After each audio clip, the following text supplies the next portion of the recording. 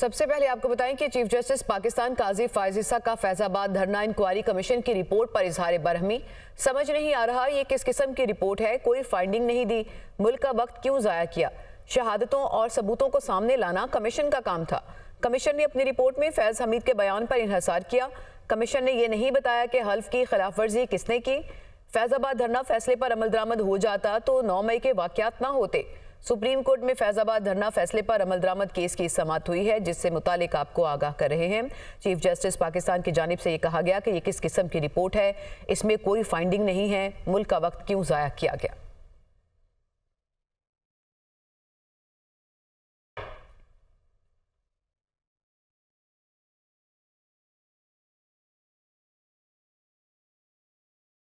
आपको बताएं कि सुप्रीम कोर्ट में ये समाअत हुई है, जिसमें चीफ जस्टिस पाकिस्तान काजी फायज ईसा ने फैजाबाद धरना इंक्वायरी कमीशन की रिपोर्ट पर बरहमी का इजहार किया है और कहा है कि समझ नहीं आ रहा ये किस किस्म की रिपोर्ट है, कोई फाइंडिंग नहीं दी गई, मुल्क का वक्त क्यों ज़ाया किया गया।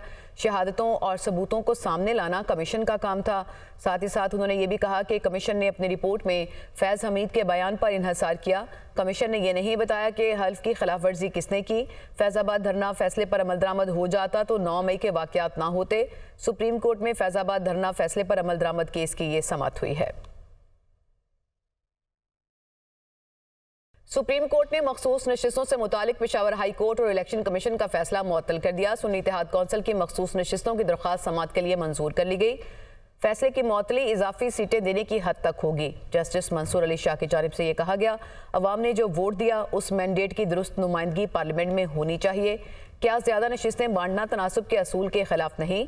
इलेक्शन कमीशन ने क्या किया और आइन क्या कहता है, इससे गर्ज नहीं है। एक जमात इंतखाबी निशान खोने के बाद भी बतौर सियासी जमात इलेक्शन लड़ सकती थी। जस्टिस अतर मैनुल्ला और मखसूस नशिस्तें एक ही बार तकसीम की गई, दोबारा तकसीम का मामला ही नहीं है, ये कहा गया वकील इलेक्शन कमीशन की जानिब से।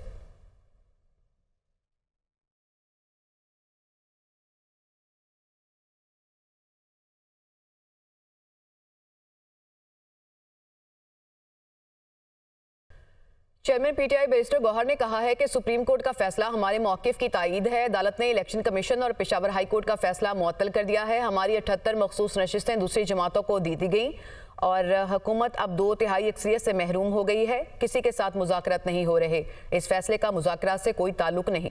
वो सुप्रीम कोर्ट के बाहर मीडिया से गुफ्तगू कर रहे थे। सुप्रीम कोर्ट में पेशावर हाई कोर्ट के लार्जर बेंच और इलेक्शन कमीशन के 1 मार्च के ऑर्डर के ख़िलाफ़ सुन्नी इत्तेहाद कौंसिल की 2 पिटीशनें पेंडिंग थी। 78 सीट्स दूसरी पार्टी को अलोकेट कर दी थी।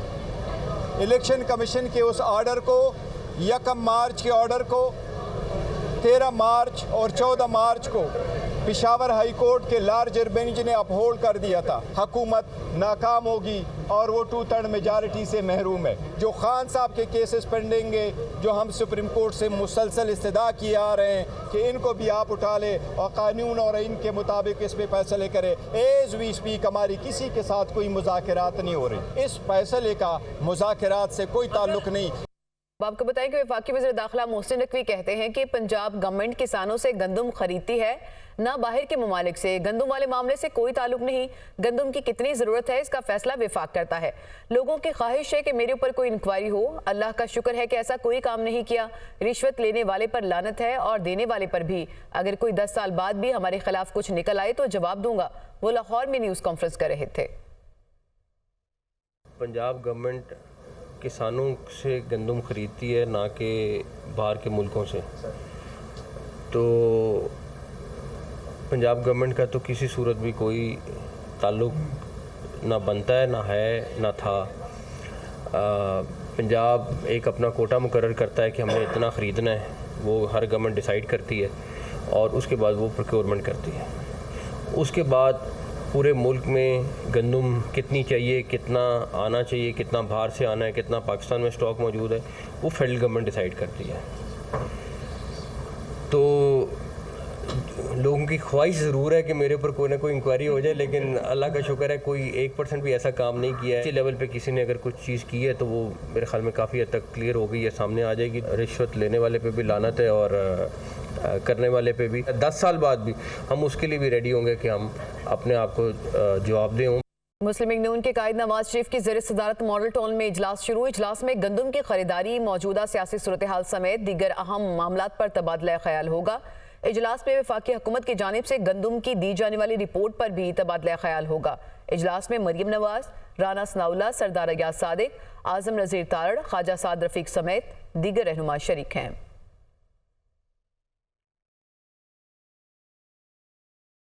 अमरीकी सफ़ीर डोनाल्ड ब्लूम की अपोजिशन लीडर उमर अयूब से मुलाकात हुई है। मुलाकात में chairman PTI barrister Gohar, Asad Qaiser और रऊफ हसन भी मौजूद थे। इसी से मुतालिक मज़ीद तफसीलात लेंगे नुमाइंदा दुनिया न्यूज़ वकार सैयद से। जी वकार, क्या अमूर ज़ेर बहस रहे इस मुलाकात में?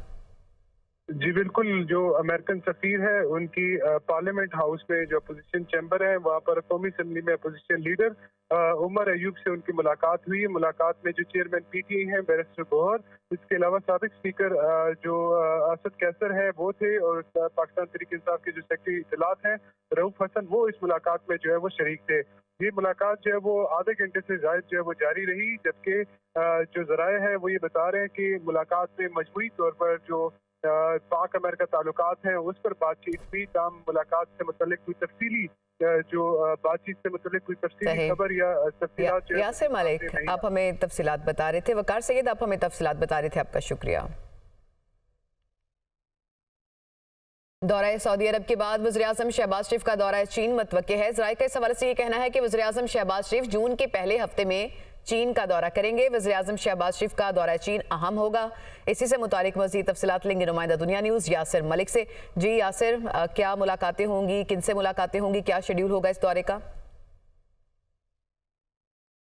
देखिए, दौरा सऊदी अरब के बाद वज़ीर-ए-आज़म मोहम्मद शहबाज शरीफ का दौरा चीन जो है वो मुतवक्के है, और वज़ीर-ए-आज़म शहबाज शरीफ जून के पहले हफ्ते में चीन का दौरा करेंगे। मुख्तलिफ मुआशी जो प्रोग्राम हैं उनके ऊपर तबादला ख्याल किया जाएगा। इसके साथ साथ मुख्तलिफ मफाहमती जो यादाश्तें हैं उनके ऊपर भी दस्तखत किए जाएंगे।